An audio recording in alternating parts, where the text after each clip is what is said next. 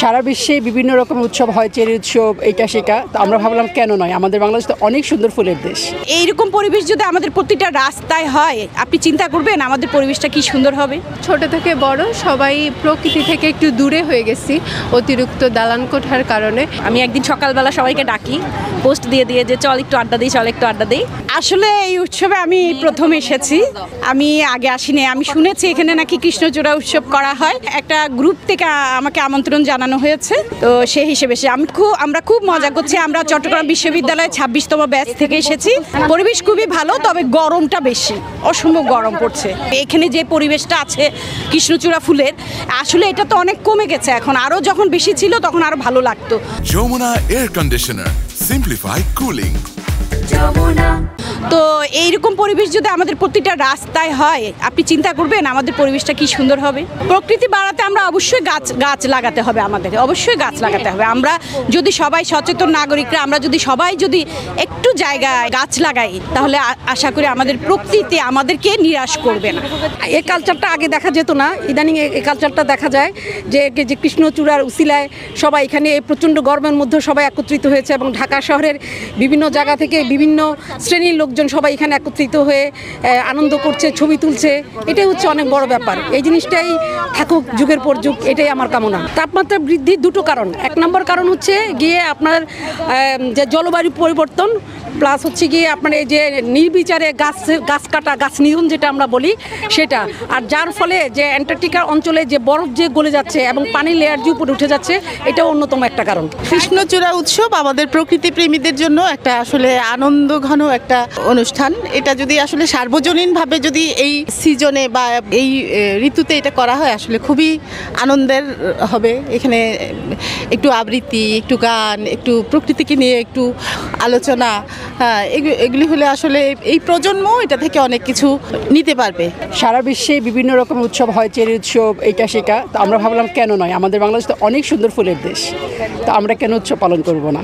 অনেক সুন্দর সুন্দর ফুল আছে আমাদের, সোনালু, কৃষ্ণচূড়া, জারুল, এবং উৎসব করার মতো ফুল আছে। আমরা আসলে ওই সময়টা বের করি না। আমরা শুরু করেছি, ইনশাল্লাহ আশা করছি এই উৎসব সারা বিশ্বে ছড়িয়ে যাবে, বিশেষ করে বাঙালিদের মধ্যে।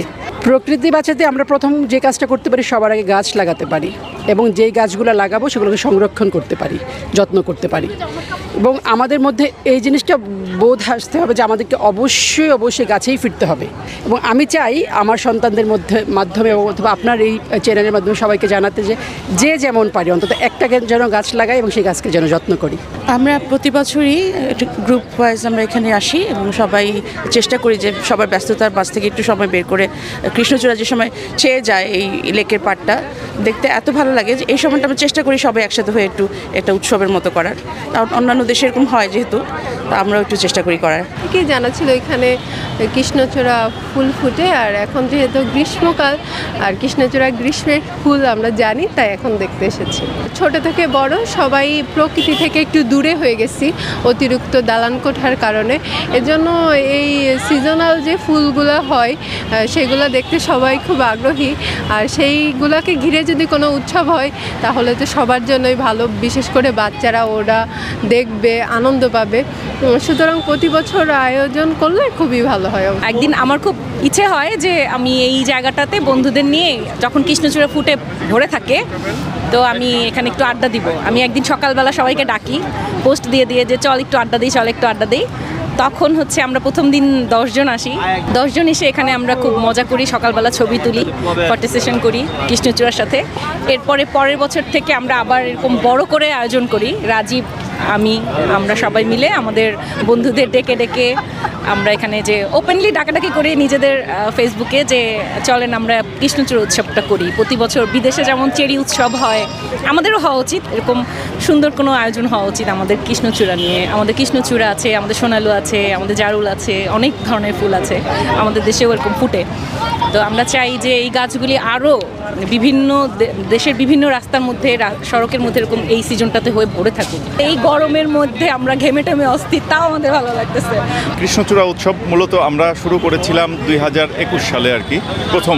এবার আমার 3য় বর্ষ হচ্ছে।